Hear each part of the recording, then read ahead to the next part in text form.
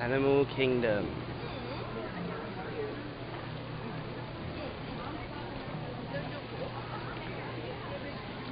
We've already been on Everest and Met Russell. And we just went on Tuskegee. Have to be back. It keeps cutting off.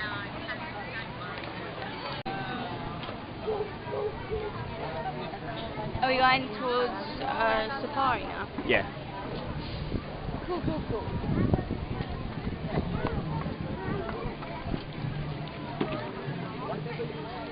Here's the tree.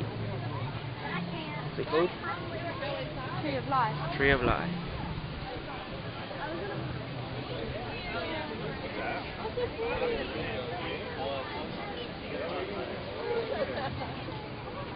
It's pretty.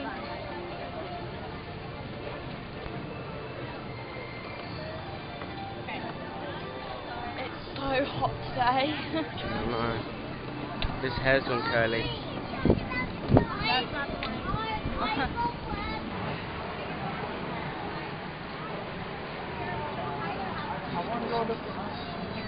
Prince Ali.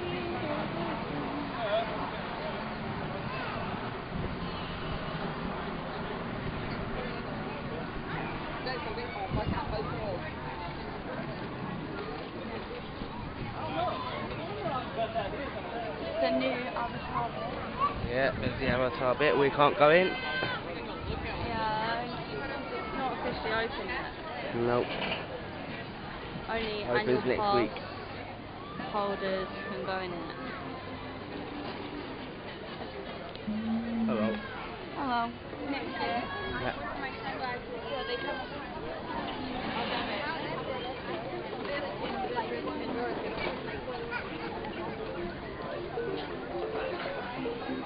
Liv's got an elephant face on. And I decided to wear the thickest t-shirt I own on a hot day. Yeah, you thought it was going to be cold. And I haven't stopped moaning.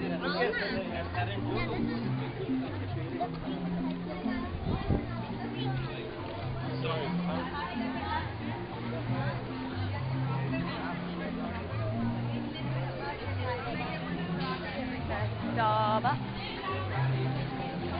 That's Jiffra. Jiffra. Jiffra. Look, it's still there. What? Look. Oh. There.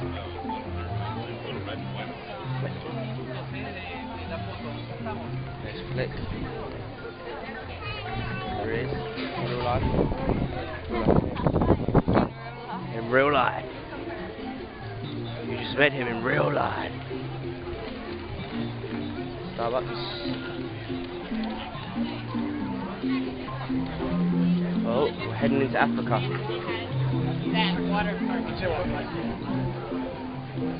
Animals in there. Oh, I see something. Where? Is it a monkey? Yeah, it's a little monkey. Where? Where's the monkey? Oh yeah.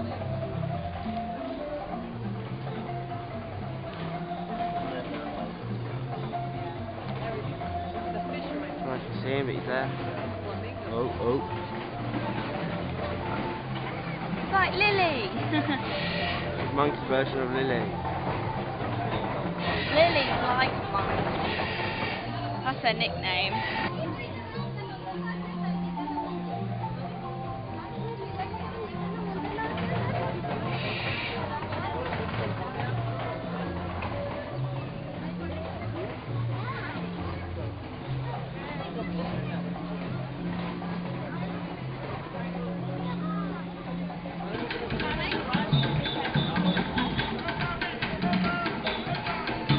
See, all the buildings are set out like Africa. Again, what the Americans think Africa's like. Huh? Again, what the Americans think it looks like.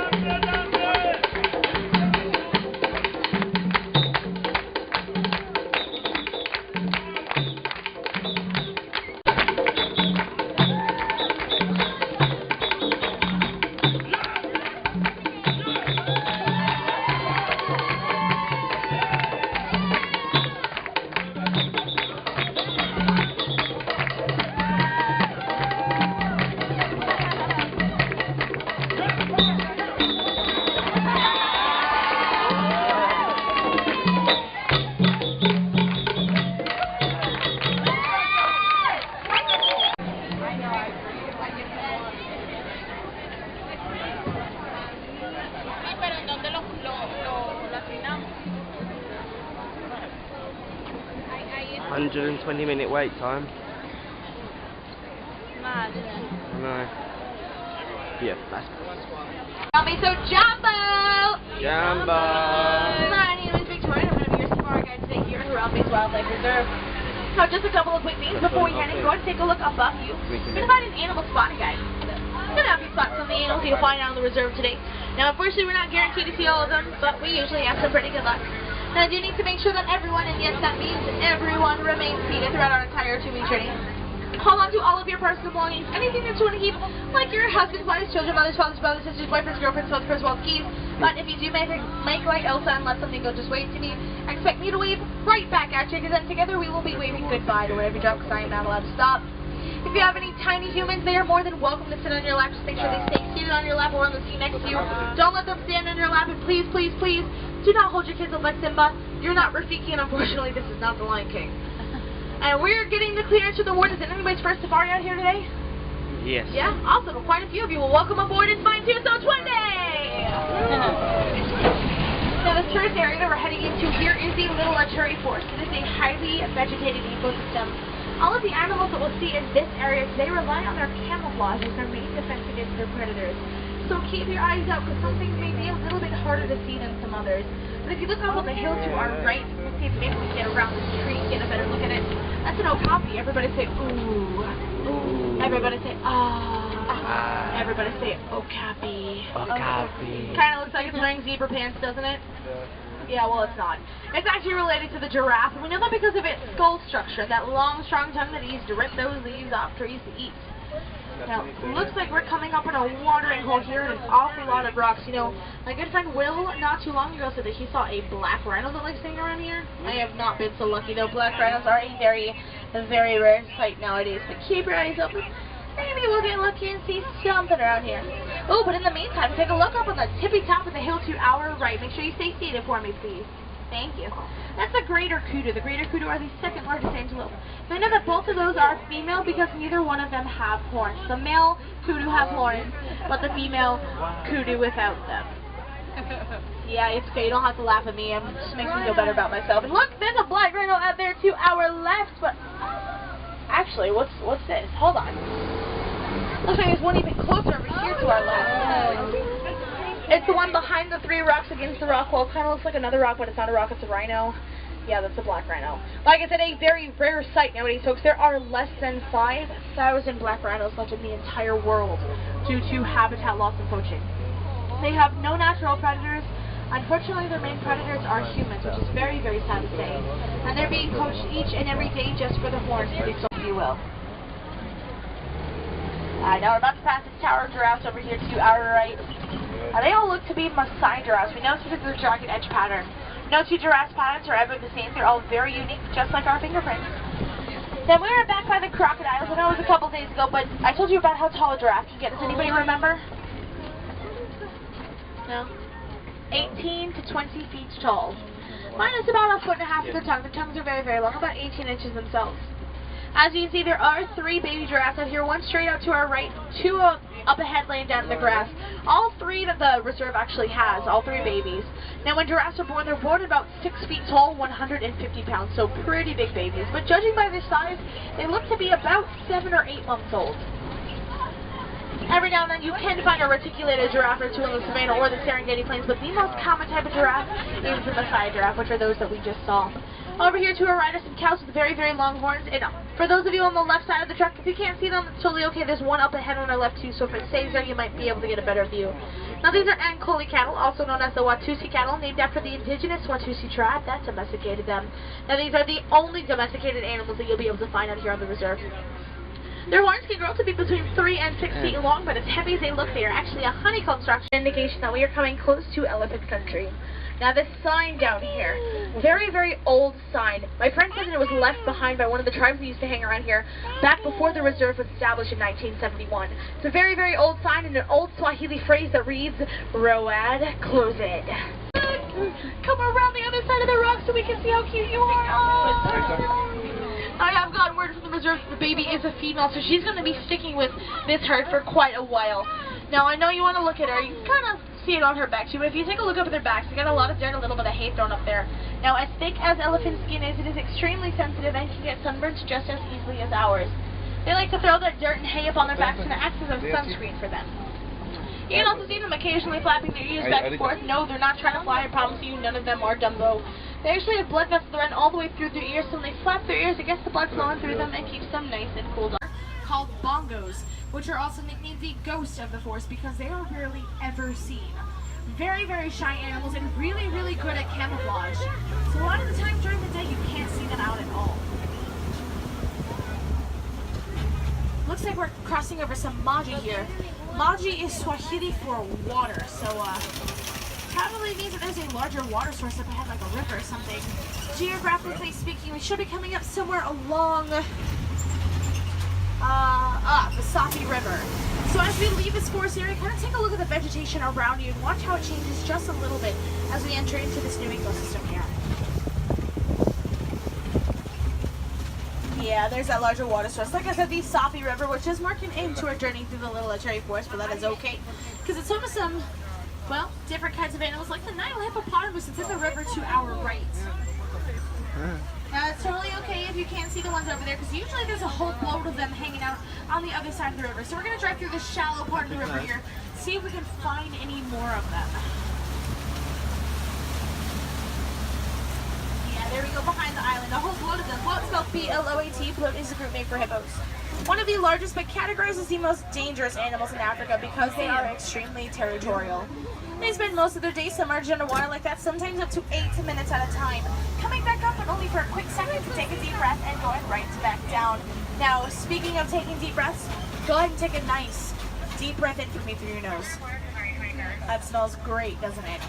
Yeah, it's probably defecation from a hippo. It's how they mark their territory. You are welcome. Now, right in the middle of the river is an island, and right in the middle of that island are some pink-backed pelicans, the smallest of the 7 species of pelican. They get their name from the pink coloring that appears on their back during mating season, which usually occurs the first couple of weeks of spring. So the pink coloring should be appearing pretty soon if it has not already. Whoa. We're coming up with some crocodiles over here to our left. Nile crocodiles, to be exact. Make sure you stay seated for me, please. Thank you. Nile crocodiles can grow up to be between 18 to 20 feet long. And to put that into perspective for you all, that's about the size of a giraffe. As you can see, there's a couple of them with their mouths hanging wide open. No, they're not ready for you to fall, and I am not that bad of a bird. Actually, we just get the hot air out of them and cool air flowing right through. Now, when they're on land, they can run to speeds of about 10 miles per hour, which happens to be about 2 miles per hour faster than this truck can go, which is why we're booking it. And I kind of feel like you are not supposed to know that last part. Oops. Oh well. Now as we come around this turn, I want you to take a look over to your right. You're going to see a very different looking kind of tree called the baobab tree, which is also known as the upside down tree because it looks like its roots are quite literally on the top. Now this also marks our entrance into a completely different ecosystem known as the savannah. Everybody say ooh. Ooh. Everyone say oh. Ah. Everybody think of an animal that you can find out on the savannah and make the sound that animal makes. Go! We're going to try that again. Everybody think of an animal you can find on the savannah and make the sound that animal makes. Go! We'll work on those. I expect a lot better by the time we dock back in the village, okay?